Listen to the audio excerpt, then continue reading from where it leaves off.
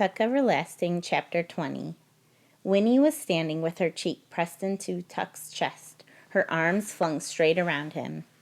She trembled and kept her eyes squeezed shut.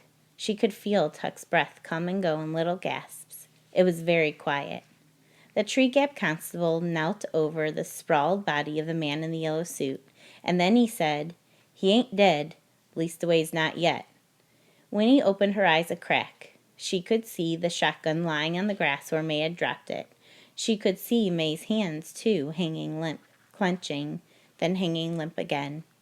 The sun was scorching hot, and near her ear a gnat whined. The constable stood up. "What did you hit him for?" he wheezed resentfully. "He was taking the child away," said May. Her voice was dull and exhausted. "He was taking the child against her will." At this the constable exploded. "Ding dang it, woman! What you trying to say? Taking that child against her will? That's what you done. You kidnapped that child." Winnie let go of Tuck's waist and turned around. Her trembling had stopped. "They didn't kidnap me," she said. "I came because I wanted to." Behind her, Tuck drew his breath in sharply. "You wanted to?" echoed the constable, his eyes wide with disbelief. "You wanted to?" "That's right," said Winnie, unflinchingly. "They're my friends." The constable stared at her. He scratched his chin, eyebrows high, and eased his own shotgun to the ground. Then he shrugged and looked down at the man in the yellow suit who lay motionless on the grass, the blazing sun white on his face and hands. His eyes were closed now, but except for that, he looked more than ever like a marionette flung carelessly into a corner, arms and legs every which way, midst tangled strings. The one glance she gave him fixed his appearance forever in Winnie's mind. She turned her eyes away quickly, looking to Tuck for relief. But Tuck was not looking back at her. Instead, he was gazing at the body on the ground, leaning forward slightly, his brows drawn down, his mouth a little open. It was as if he were entranced and, yes, envious, like a starving man looking through a window at a banquet. Winnie could not bear to see him like that. She reached out a hand and touched him, and it broke the spell. He blinked and took her hand, squeezing it. "Well, anyway," said the constable at last, turning businesslike, "I gotta take charge here. Get this feller into the house before he fries. I'm telling you now, if he don't make it, you're in a pickle, you people.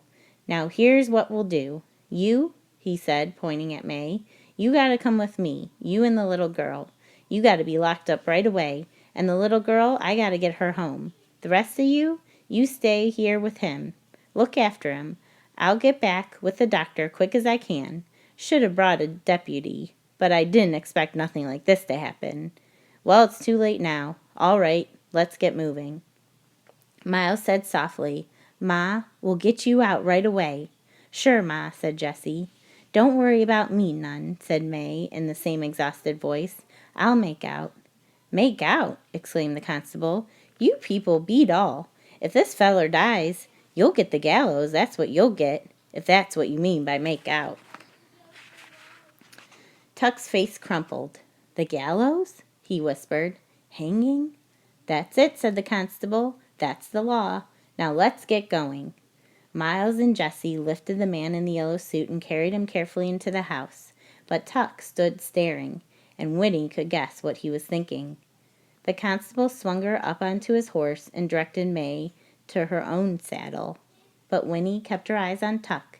His face was very pale, the creases deeper than ever, and his eyes looked blank and sunken. She heard him whisper again, "The gallows."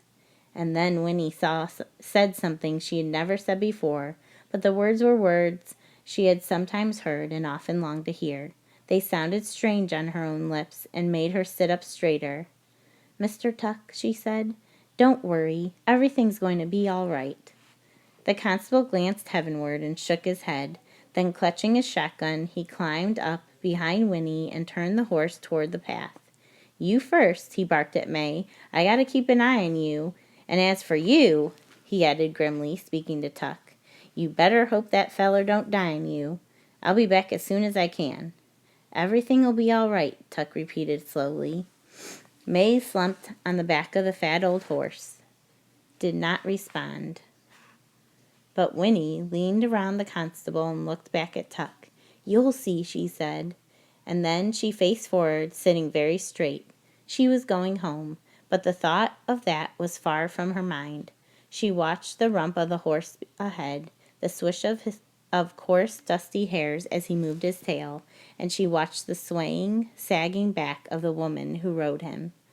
Up through the dim pine trees they went, the constable's breath wheezing in her ears, and emerging from the coolness and the green, Winnie saw again the wide world spread before her, shimmering with light and possibility. But the possibilities were different now. They did not point to what might happen to her, but to what she herself might keep from happening. For the only thing she could think of was the clear and terrible necessity. May Tuck must never go to the gallows.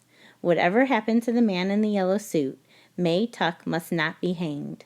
Because if all they said was true, then May, even if she were the cruelest of murderers and deserved to be put to death, May Tuck would not be able to die.